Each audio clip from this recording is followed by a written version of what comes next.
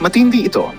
Nabunyag ang pangalan ni Kong Castro matapos mailabas ang mga ulat na maaari nang ilabas ang kanyang warrant of arrest. Sa gitna ng mainit na issue, tila walang nagawa si dating Senate President Tito Sotto upang pigilan ang matapang na pagbunyag ni Senador Marcoleta. Ayon sa mga impormasyon, nakatanggap na umano ng go signal ang mga awtoridad para ihanda ang warrant laban kay Castro dahil sa mga kasong matagal nang iniimbestigahan. Samantala sa Senado, hindi nagpahuli si Marcoleta at diretsahang binanata ng issue, isang hakbang na nag-iwan kay Sotto na tila walang depensa. Dagdag pa rito, lumalakas ang panawagan mula sa taong bayan na papanagutin ang mga opisyal na nasa sangkot sa katiwalian. Habang patuloy ang tensyon, nakatutok ngayon ang publiko kung tuluyang aarestuhin si Castro sa mga susunod na araw. Samantala, nananatiling tikom ang bibig ng kanyang kampo. Ang katanungan ngayon, matutupad ba ang katarungan o may mga makapangyarihang kamay na muling magtatakip sa kanilang kasamahan?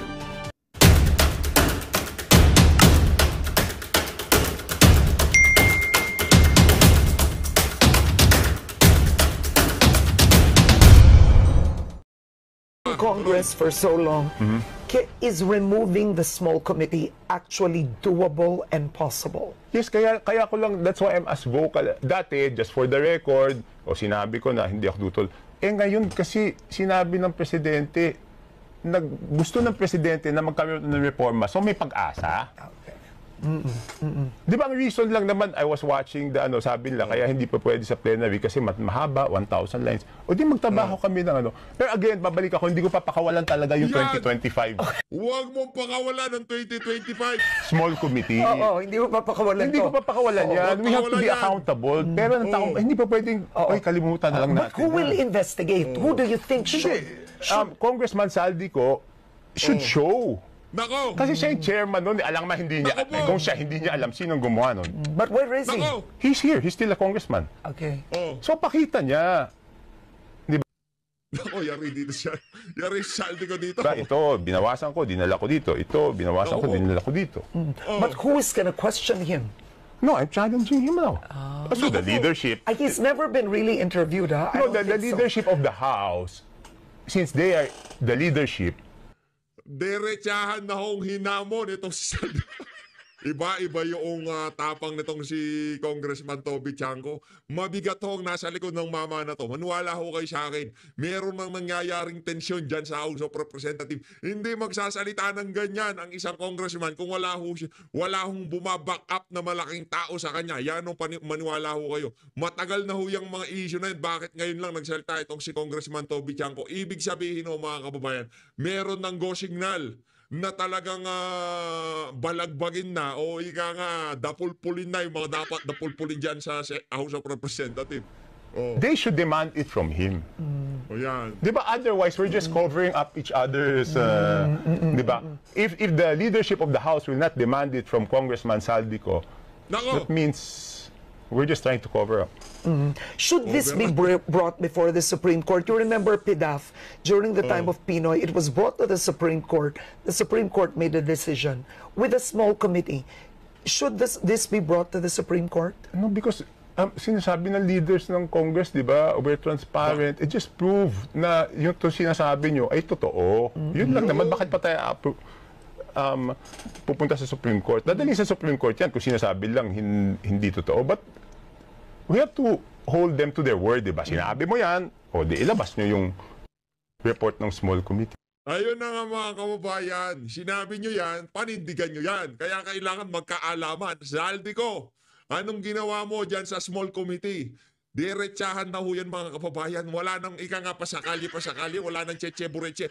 Pinangalanan na itong si Congressman Toby Chanco, yung mga ika nga humawalang ya dyan sa ating 2025 budget. Mga kababayan, huwag ho natin bitawan yung issue ng budget na yan. Kaya kung nyo napansin, kahit na mainit tong impeachment na to, talagang sinisingit ho natin yan mga kababayan dahil mahalaga ho yan. Mahalaga yung budget na yan kahit na sa ano bang usapin ngayong mga panahon na to. Kasi pagka nakalusot yung mga walang ya, nagwalang ya dito sa 2025 budget, uulitin ho nila yan sa 2026 na budget. Kaya wag ho nating bitawan yung issue na yan. Ito na, pagka merong hawak na Coca-Cola, itong si Congressman Roy Naguanson, itong si Tita Beng.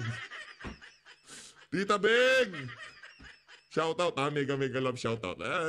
Talaga napapamahal ako dito sa ali na to. Mega love shoutout, mama. Ako, sobrang iniidolo ko tong si Atty. Rueno Ganson. Saludo. Matapang, ika nga, diretsong bumanat sa mga issue, walang pasakali, hindi takot kitamba. Ito na ho, ang pinakamamahal ng karamihan, Atty. Rueno Ganson. Game! From the top. Hi guys. Mama Hello, Bingo. fans. Coke. Pwede Hindi ka ba mawawala kumanta ng yan. ano? Matik yan. Gamitin mo yung mic. Aling mic? Yan, gamitin mo yung mic. Ito? Kanta ka na. Only Hindi, yung Dancing Queen. Gaya mo Naku, si Dancing Claire. Queen. Ha? Dancing Queen. Dancing Alin? Queen. Alin? Okay. Yung Dancing Queen? Oh, Dancing Queen. Paano? Diba? You are my Yun. dancing Oh. queen. Yan. Arriba. Oh, yan sinasabi ko. Oh, yan. Pambihira. Talented pala to eh. Oh, magaling to si Atty. Rueno. Oh yeah. Yeah. Oh. You Oh. can And, dance. oh. Sinasabi ko sa inyo mga kababayan, malupit yan. Oh. Oh. Sige. Bira. Oh. Oh. Watch that scene. Tama na, Atty. Rueno. Sing the dancing queen. Ah, sige, para umulan sa labas. Para yung mga nag-rally, mayari. Oh, yan, oh. Videoke contest! Video contest. Malala. Videoke contest! Oh. Kayo dyan ha. Kanta kayo ng Dancing Queen. Video nyo o live sa mga Facebook nyo. Ha? Dancing Queen. Oh, yan, oh. Only 17. Oh, lakas mga asar talaga nito si You Atty. can dance. You can jive. Having the time of your life. Nasa ka ba ngayon? Ha? Nasa ka ngayon? Andito kami sa Senate. Naghihintay kami ng session na ang agenda ay whether or not the Senate will proceed with the trial of the impeachment against VP Sara Duterte or dismiss the complaint for lack of jurisdiction pursuant to the Supreme Court decision in Sara Duterte versus House of Representatives. Of course, nag-motion for recall ng speaker ninyo at hindi ko alam kung ano po ang expectation nila kasi unanimous naman yung boto ng Supreme Court. Kaya hindi naman nila madiktahan ng Senate, 'di ba? Sabi nga ni Senate President Chis Escudero sabay taas ng kilay, tila ang Kamara de Representante ay nasanay.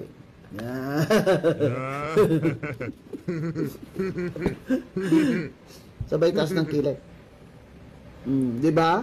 Hindi po uto-uto si Senate President Chis Escudero. Matalinong tao po yan. Nag-UP College of Law din po yan. Kaya, at saka, Magaling. demokrasya ito, di ba?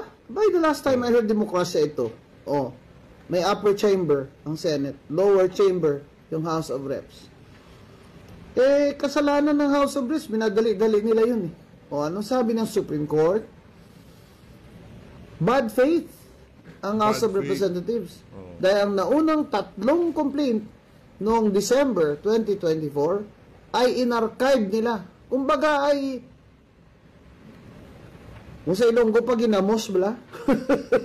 Binaguog nila. Binuro. Tinago nila. Kumbaga pinail lang nila na parang wala lang aksyon. Ganon. Tapos yung pang-apat, ang pinail nila. Inainakyat nila sa Senado. Sinabi ng Supreme Court. Yung 3 yun na in-archive, that's already more than the first complaint. Ayon sa ating konstitusyon, isang impeachment complaint lamang ang pwedeng i-file laban sa impeachable officer bawat taon. Kaya kung gusto nila, February 5 o February 6 next year, pwede pa silang magsampa uli ng impeachment complaint versus Pwede VP naman Sara. Siyempre, nagmamadali po si Speaker dahil, siyempre, gusto niyang tumakbong presidente. Di ba? Sa 2028. Kaya lahat ng Yun mga talaga inaugurasyon, ng mga tulay dyan, mga CR, mga basketball court, lahat na yan, papatulan niya ni Romualdez. Sama siya kay BBM. Lahat na yan, pati drainage, pati ano.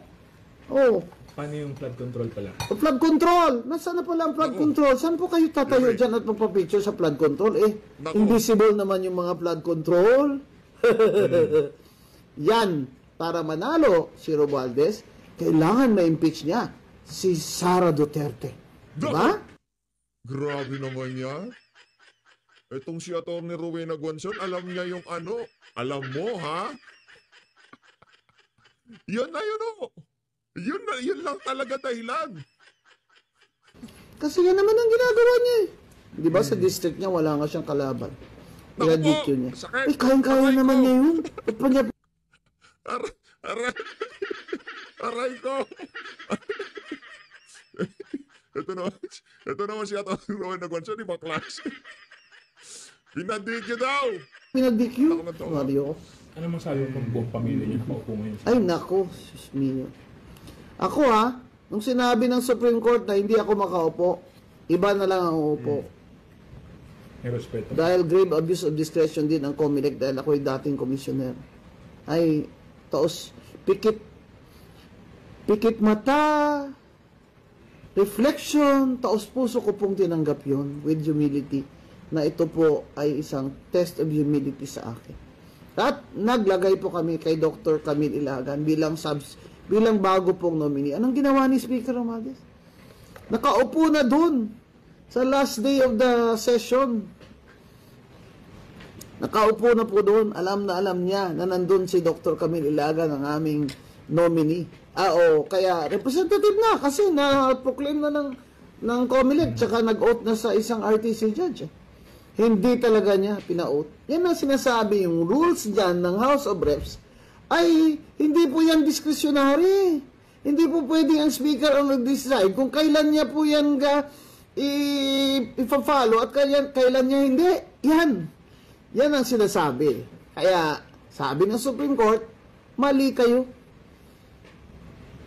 Nung may complaint dyan sa impeachment, you did not give a copy to Vice President Sara and you did not give her an opportunity to be heard.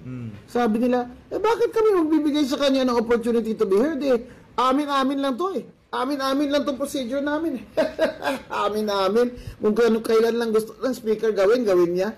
In our case, B3PWD, ayaw niya kami paupuin dahil kontra Marcos ako at kontra Romualdez. Paano pala Hindi niya pina-out ang aming representative. Grabe, no? Napaka-manipulative pala nitong Romualdez na to. Napaka-diktador ng utak, no? Yung tipong pagka ikaw ay kontra sa kanya, kahit na hinalal ka na sambayan ng Pilipino, hindi ka pa ihintulutan kung kaya niya rin lamang na gawin na hindi ka makaupo, hindi ka niya pauupuin. Tignan nyo yung pero kahit natalo ka na, balik ta rin. Kaya niyang ma-disqualify yung kalaban ni Ganga.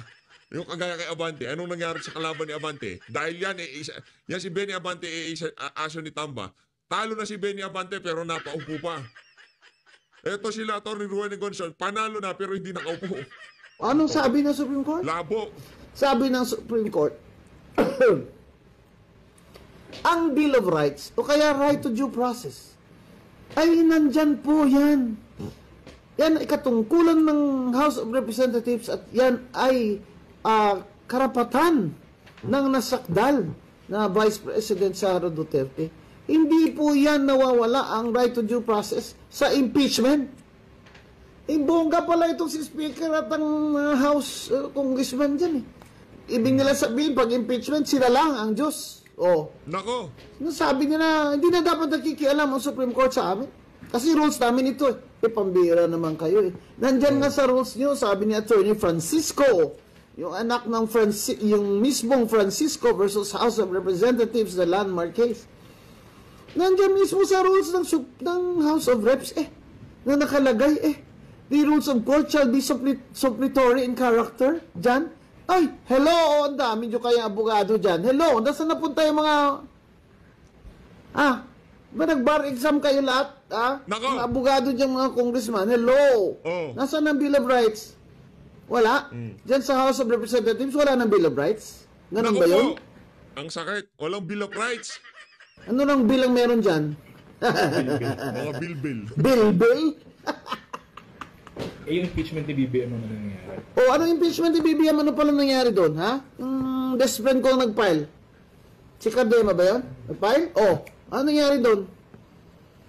Hindi ba dapat deliver din yun sa committee at sabihin ng Justice Committee kung sufficient in form and substance? Ano yun nangyari doon? Archive din? Oh, saan? Sabi nga ni Attorney Francisco ng Francisco versus House of Representatives, wala pong katagang archived sa Constitution, sa impeachment. Hindi po yan pwedeng i-archive. Wala pong discretion o leeway ang speaker o ang mga committee dyan na mag-archive ng complaint sa impeachment. Ang nakalagay po dyan, within 10 session days ay dapat po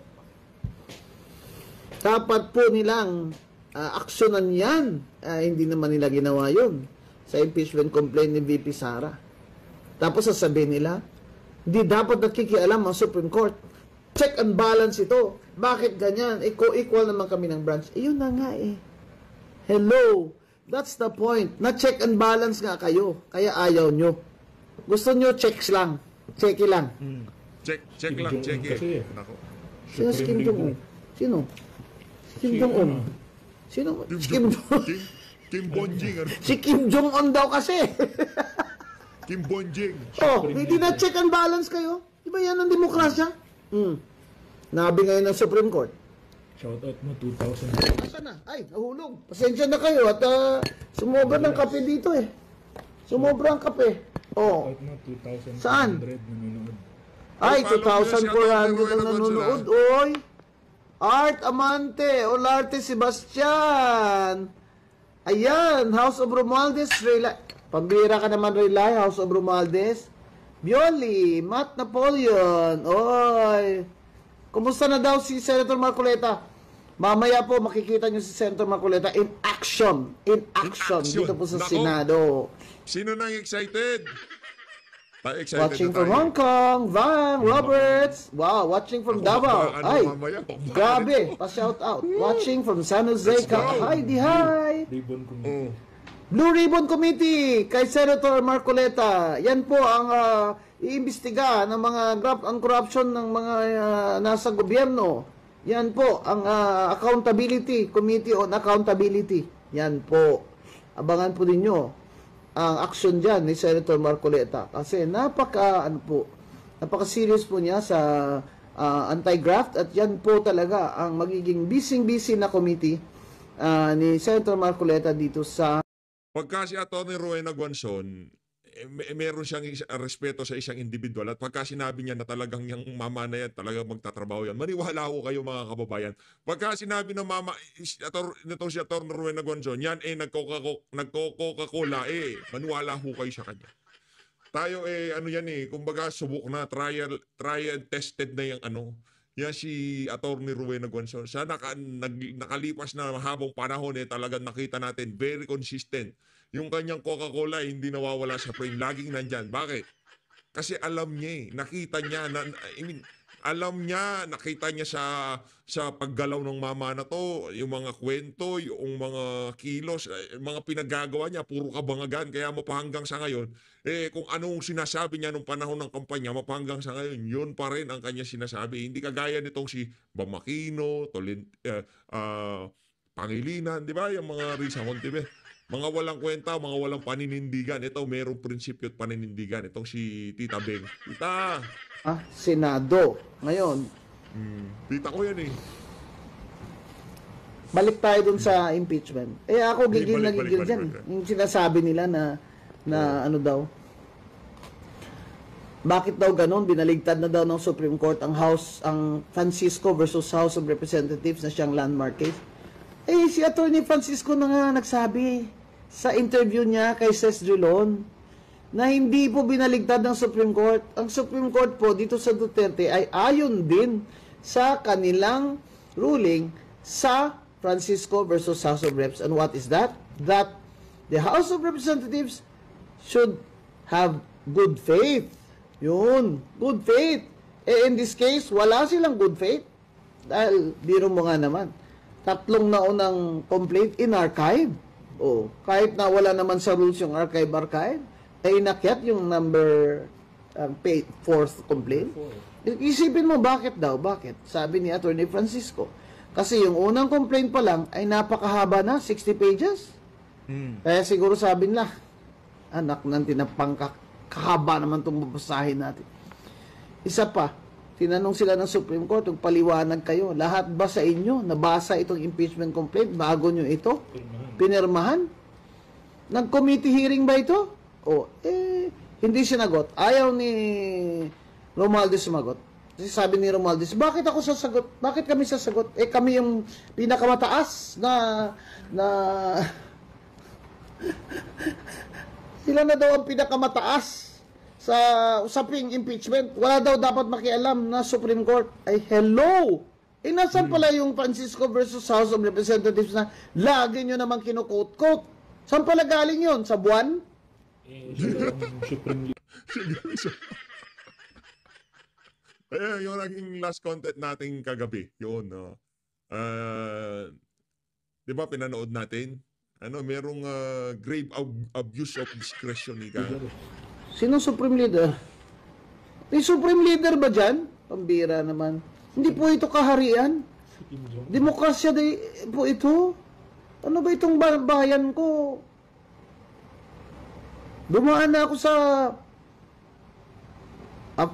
after the war, yung mga parents ko nagsimula ng pamilya, yun yung mga lolo nyo. Grabe naman dinaanan digmaan. Tapos na pahinga ng konti, nag-Commonwealth.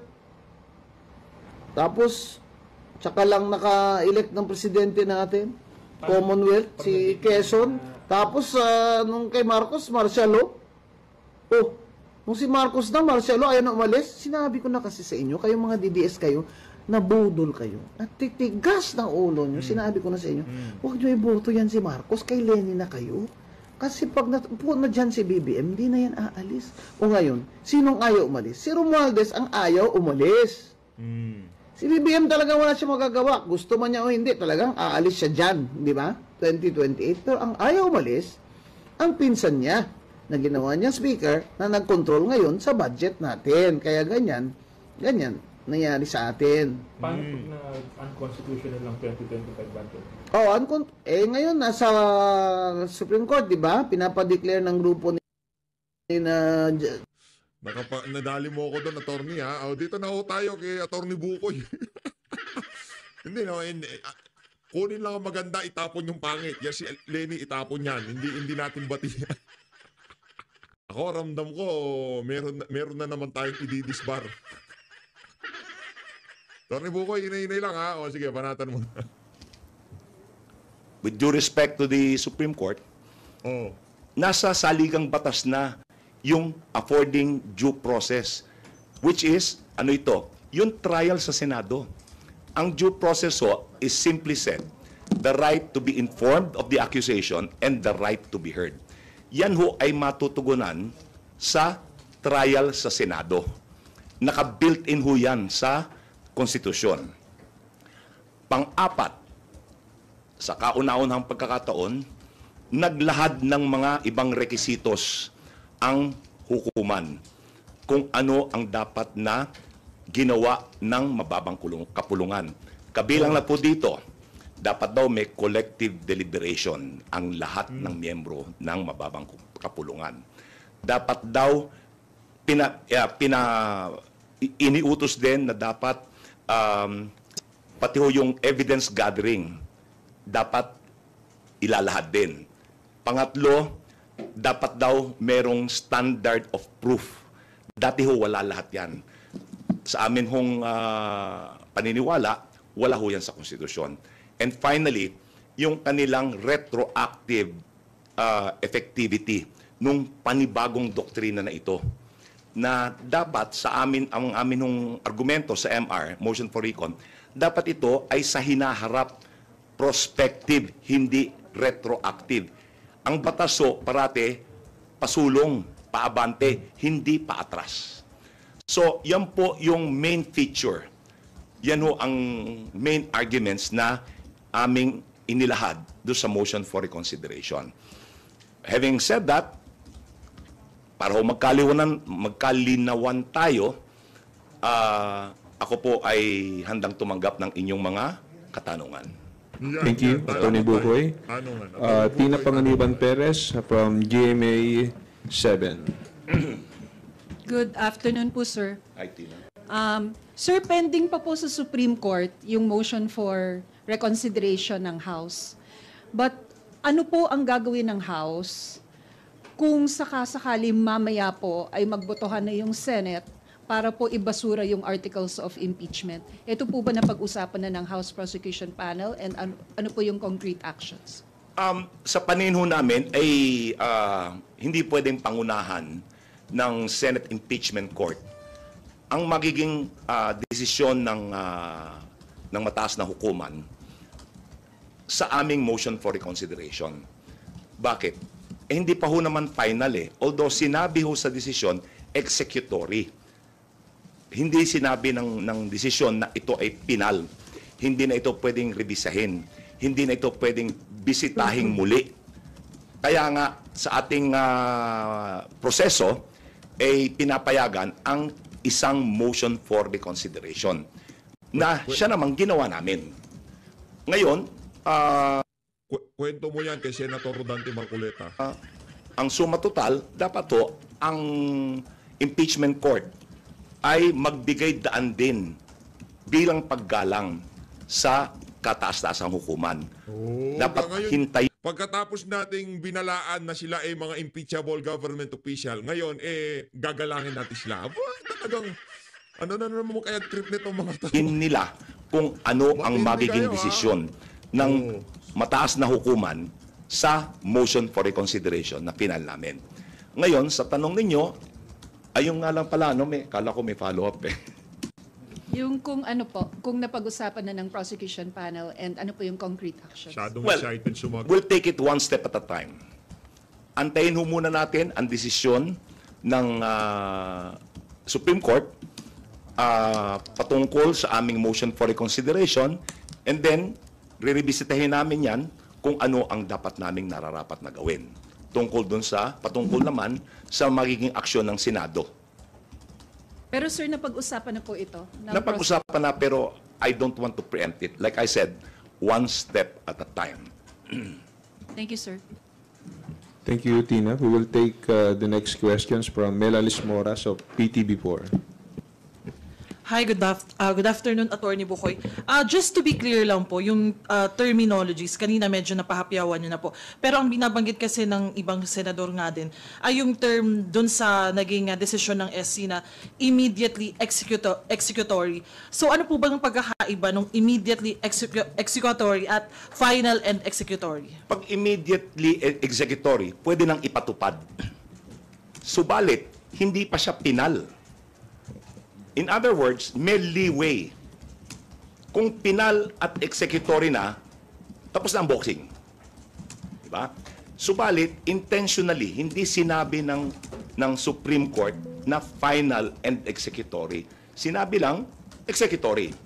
Kung gustong gawin ng mga partido, gustong sundin, pwede.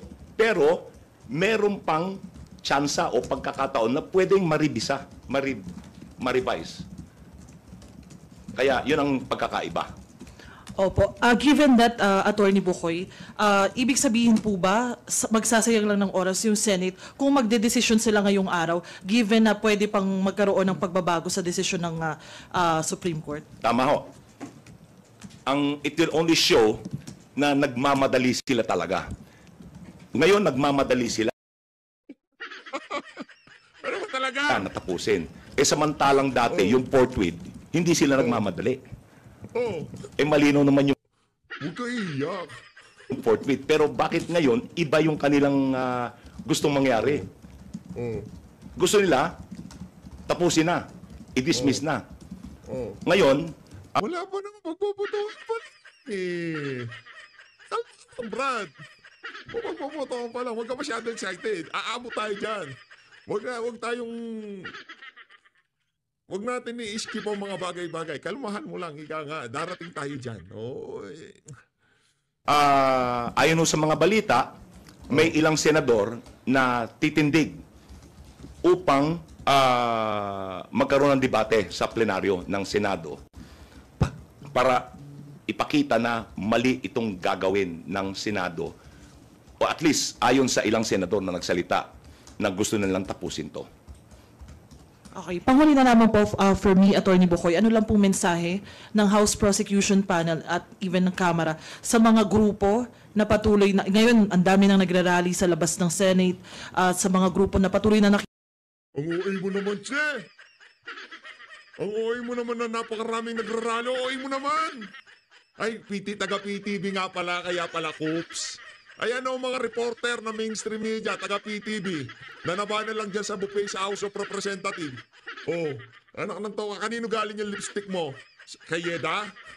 nakikipaglaban para matuloy yung impeachment trial. Anak ng toka, naging dambuhala ka na lang dyan sa House, di ka ba nahihiya niyan? Para sa taong bayan o para sa bulsa mo, madam? Tatanong lang. Ng toka, kakadiri ka. Kami po sa House Prosecution Panel, Yikes. meron ho kaming sariling pamamaraan na itaguyod o depensahan ang saligang batas.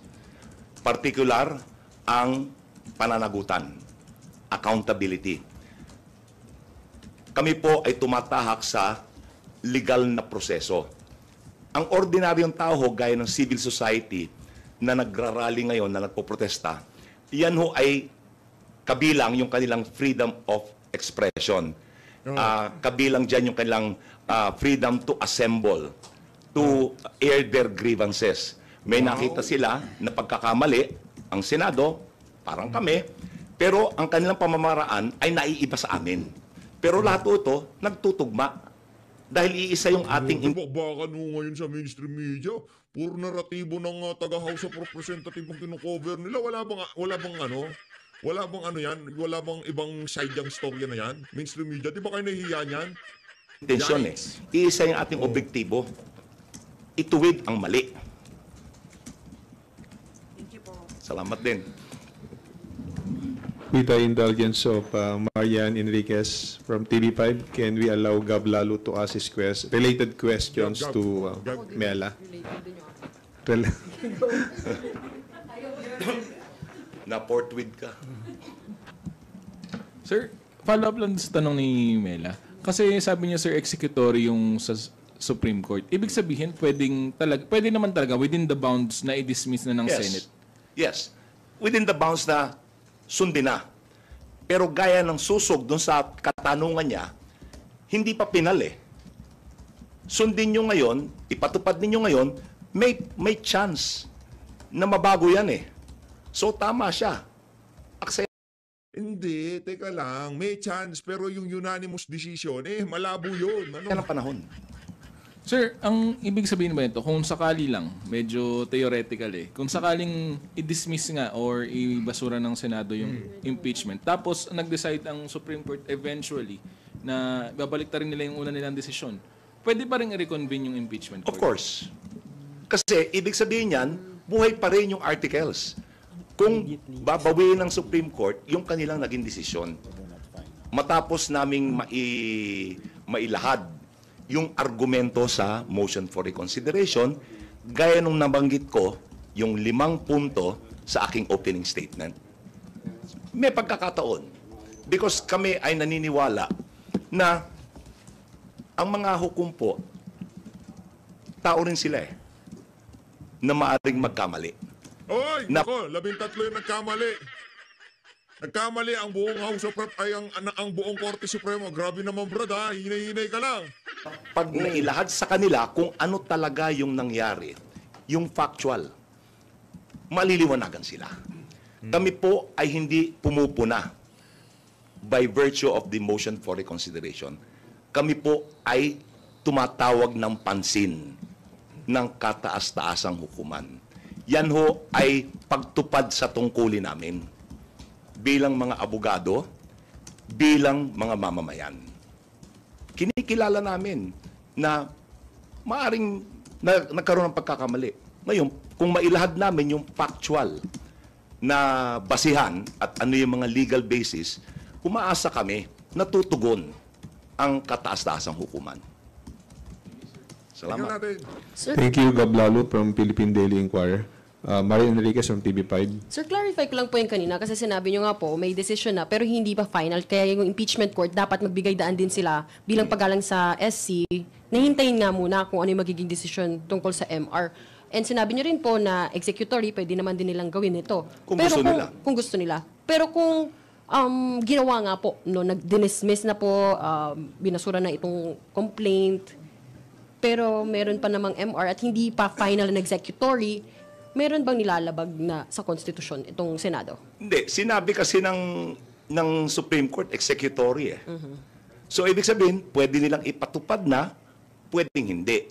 Ngunit, gaya ng nasabi ko, bilang pagrespeto sa mataas na hukom para bigyan sila ng pagkakataon na magkaroon ng desisyon patungkol sa motion for reconsideration, dapat antayin nila yung lalabas na desisyon ng Supreme Court sa motion for recon. Wala silang lalabagin kasi sinabi ng Supreme Court, executory eh. Pero hindi pa pinal.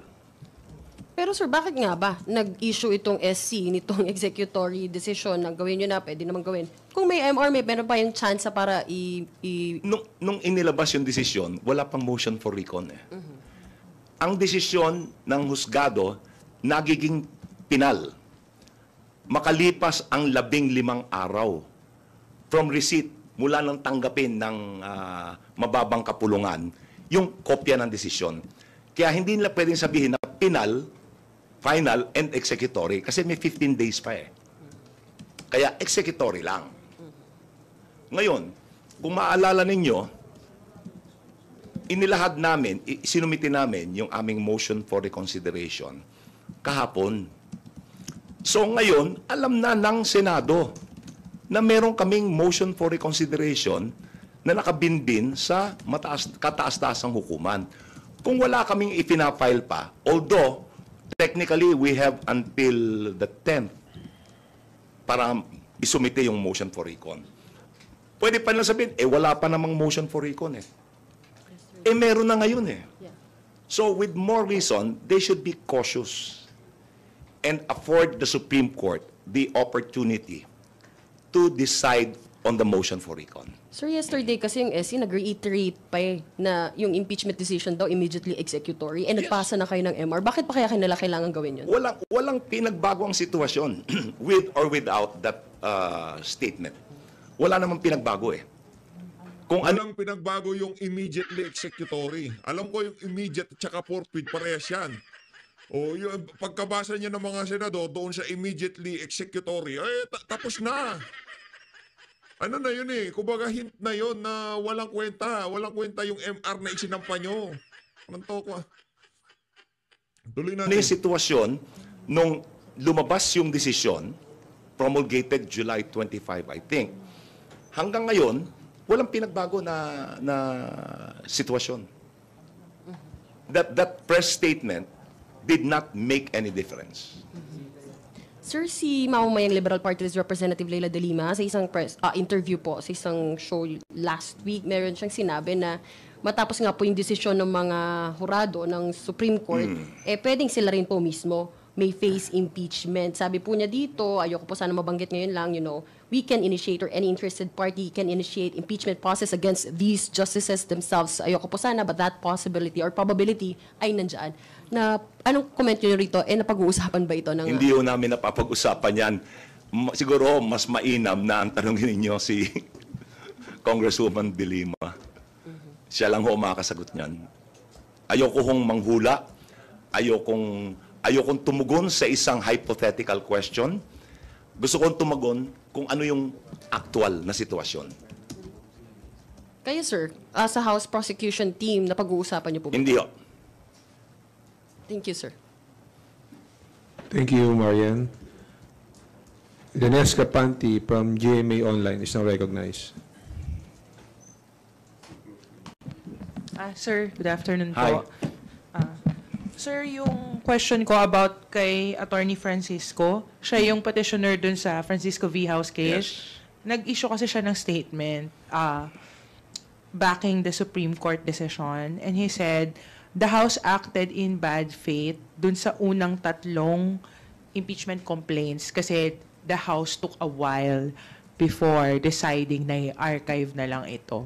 How do you respond dun sa kanyang phrase na it was an act of bad faith? Thank you. Coincidentally, yan ang kanyang naipahayag. Like I said, coincidentally, kasama ho yun doon sa aming factual na aligasyon na kung saan sinasabi namin na walang violation yung paglingap ng 3 impeachment complaint bago ito inirefer sa speaker to be included in the order of business. Bakit ho? Walang paglabag sapagkat ang Kamara has 10 session days to include the complaint or complaints in the order of business. Ang impeachment complaint, ang impeachment process ho, hindi ho yan first to file. Dapat ho, meron diskresyon ang Kamara kung alin ang impeachment complaint ang may sustansya. Otherwise, yung first to file na susundin, unahan lang sa draw. Kahit na napaka-whimsical, kahit na sham yung complaint, if only to defeat a legitimate impeachment complaint. Ngayon, babalikan ko yung sinabi ko na yung 10 session days to include the complaint in the order of business, in-acknowledge ng Supreme Court yan sa desisyon na pumasok yan sa 10 session days. Magandang balita ang hatid namin sa inyo ngayong araw. Sa pagtatapos ng aming balitaan, nagbigay kami ng mga mahalagang impormasyon. Maraming salamat sa pagtutok at pagsuporta sa aming programa. Huwag kalimutang manatili sa mga susunod na araw para sa mga bagong balita at mga kwento na dapat nating abangan. Mula sa Boses ng Masa, magandang araw, Pilipinas!